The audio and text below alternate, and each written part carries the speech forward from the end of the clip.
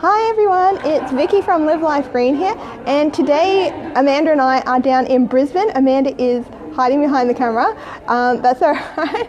So on Monday we got a phone call from the Aaron Sansoni group. I don't know how many people know him, I didn't know who he was 3 months ago either, inviting us to come along to this event in Brisbane that he and Michelle Bridges, yes, the Michelle Bridges, was speaking at, which is super exciting. So we of course just dropped everything and palmed the kids off to a million different people today. Thank you everyone, Simone and Janelle particularly, who have looked after my children, and Glennis who has looked after Amanda's children today.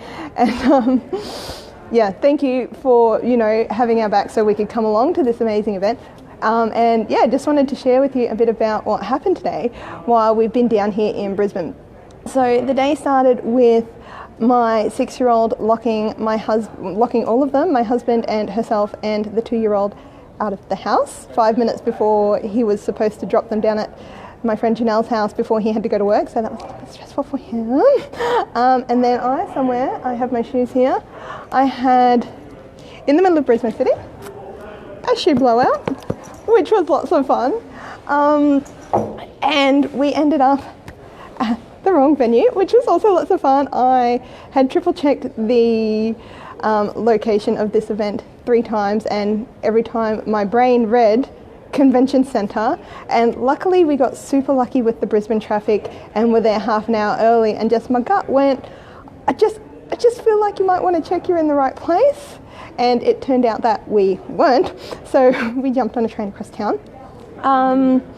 What else happened? That was most of the disasters, I think. Anyway, it's been a great event and absolutely worthwhile coming down, but I just wanted to share with you what happened at lunch. So I knew I was coming down for this event whenever I'm on the road, which is, I try not to be on the road too much because kids and, I like Hervey Bay. Hervey Bay is a cool place. But whenever I'm on the road, I try and always make sure I've got a reusable kit that just lives in the car, and it's got lunchbox. I normally always pack some food for us.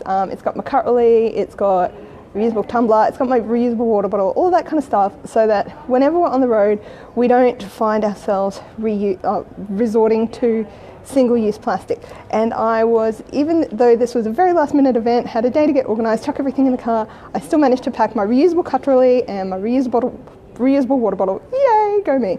Anyway, so this morning when I just left it in the car when we were at the convention centre, because I'm like, that's fine, I'll be able to duck down here for lunch. I don't want to carry that kind of stuff around all day. It'll all be good. Hi Liz! Oh, that was the other thing I forgot to do as well in amongst all the disaster. I forgot to actually pack myself food.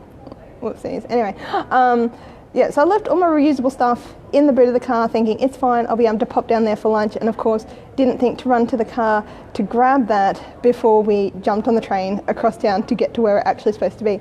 So at lunchtime, guess what I had to use?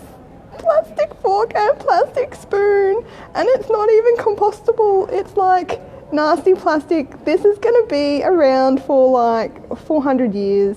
That's not even an exaggeration, like this will probably literally actually still be around for 400 years. I own an online eco store and I'm using plastic cutlery, oh my god. Anyway, the reason I'm sharing this with you guys is because, you know what? We're not perfect, no one is perfect. Sometimes you fall off the horse. Sometimes life chucks you some balls and you're trying to juggle them all, and one of them dropped, and today the ball that dropped was my reusable cutlery ball. So for me to be able to eat food, I used plastic currently. Anyway, but you know what? I'm not going to beat myself up about it. I'm not beating myself up about it, because tomorrow when I wake up, I just go, all right, I had to use plastic cutlery yesterday. Today is a new day. I'm going to remember today. And so that's my message to you guys. You're not going to get it perfect every time. Fucking no one gets it perfect every time. And that's okay. It's okay to not get it perfect every time. What is the most important thing is that when you do fall off the horse, you just get up and get back on. And that can be applied to anything in life, but right now I'm applying it to a sustainable living journey. If you do find yourself using Glad Wrap one day because, I don't know, your kid locked you out of the house or you forgot your keys or whatever the story is, that's okay. Just, next day when you get up, get back on the horse and find your beeswax wraps or, whatever it is that you're using. And so that's it. We've got a long drive home ahead of us now, so I'm going to sign out now.